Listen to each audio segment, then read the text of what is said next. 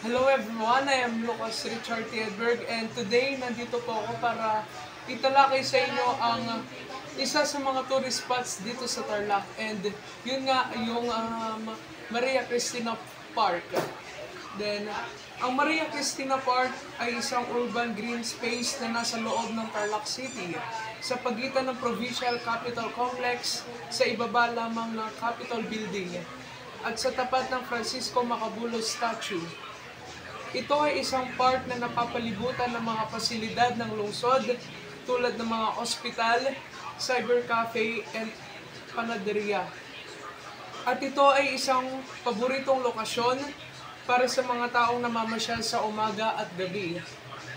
Ang parke ay matatagpuan sa mababang rehiyon na tipikal ng silangang bahagi ng lalawigan ng Tarlac.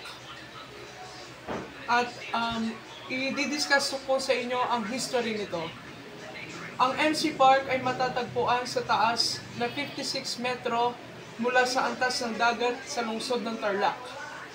Ang pangalan ng parke ay nagbibigay pugay kay Maria Cristina Galang, isang reyna ng kagandahan mula sa Tarlac na nagtagumpay sa Miss Philippines pageant noong 1953.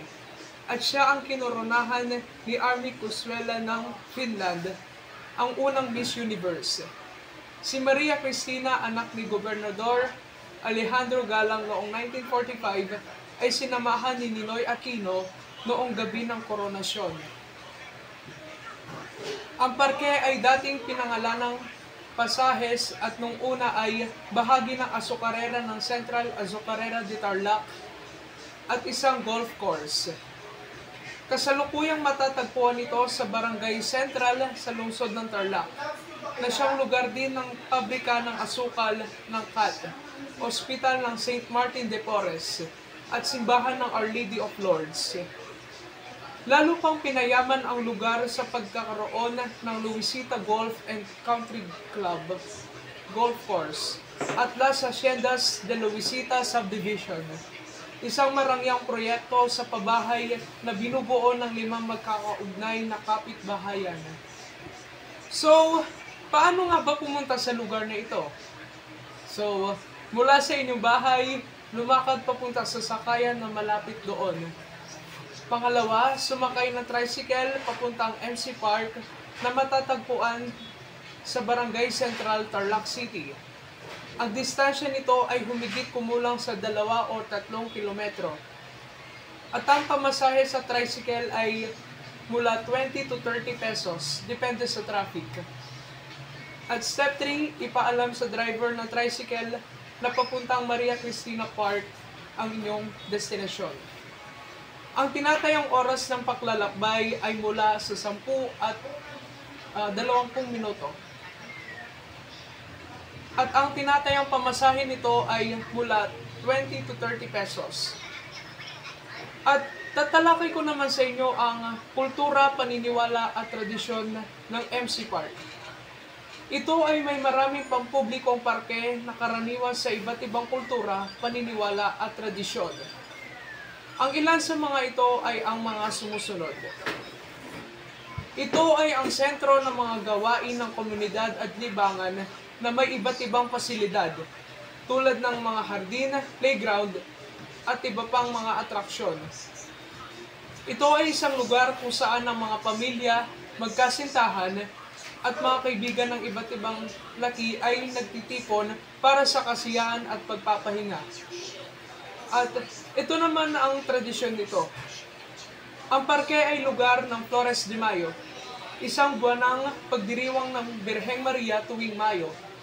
Ang pag-aalay ng mga bulaklak at mga prosesyon ay ilan sa mga gawain ng mga kalahok. Ang MC Park ay sentro din ng pagdiriwang sa Tarlac City, ang pista ni San Sebastian bilang parangal sa patron ng lungsod. Ang mga kaganapang ito ay may mga parada, musika at pagtikim ng mga karaniwang pagkain. Ang parke ay isang paboritong lugar para sa mga pamilya na maglaro, magpiknik, at magsaya.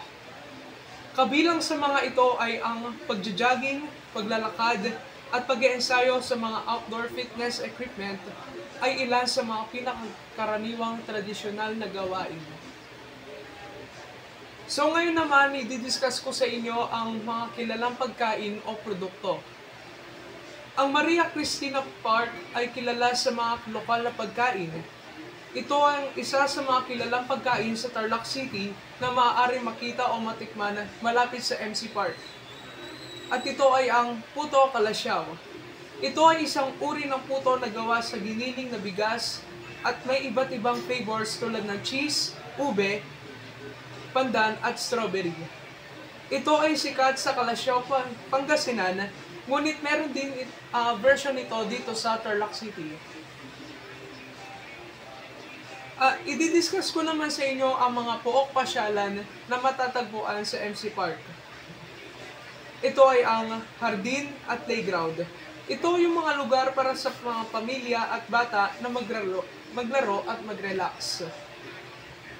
At ang kapilya ni Our Lady of Lords. Ito ay isang banal na lugar para sa mga panalangin at pagmumuni-muni. Ang picnic area, ito ay ang lugar para sa mga pamilya at grupo na mag-picnic at magsaya. Then, ang aral na natutuhan ko rito ay ito ay isang sentro ng mga gawain ng pamilya at komunidad. Ang pagbisita dito ay maaari magpaalala sa atin sa halaga ng paggugol ng oras kasama ang pamilya at pakikilahok sa mga gawain ng komunidad. Ang mga hardin at luntiang kapaligiran sa MC Park ay nagpapakita ng kahalagahan ng pangangalaga sa kalikasan at kapaligiran. Ang pagbisita dito ay maaari magpaalala sa atin ng kahalagahan ng pagprotekta sa kapaligiran at pagtataguyod ng sustainable living.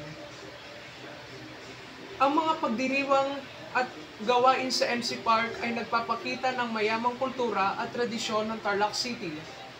Ang pagbisita dito ay maaari din magpaalala sa kahalagahan ng pagpapahalaga at pagtataguyod ng lokal na kultura at tradisyon. So, yun lamang po ang aking discussion tungkol sa MC Park. So, ayan no, nandito po tayo ngayon sa bahay ng isang lokal na taga-Tarlac and i-interviewin po natin siya sa kanyang experience sa pagpunta sa MC Park. Yan. So, hello po and good evening po. Pwede po ba kayo ma-interview? Pwede naman. So, ilan taon na po kayo? Ako ay 35 years old. Dito po ba yung pinanganak sa Tarlac? Hindi ako dito pinanganak pero dito ako nakapangasawa. So, nakapunta na po ba kayo sa MC Park?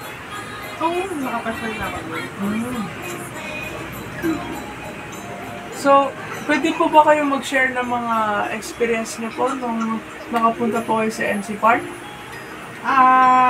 Pupunta ako doon mga November.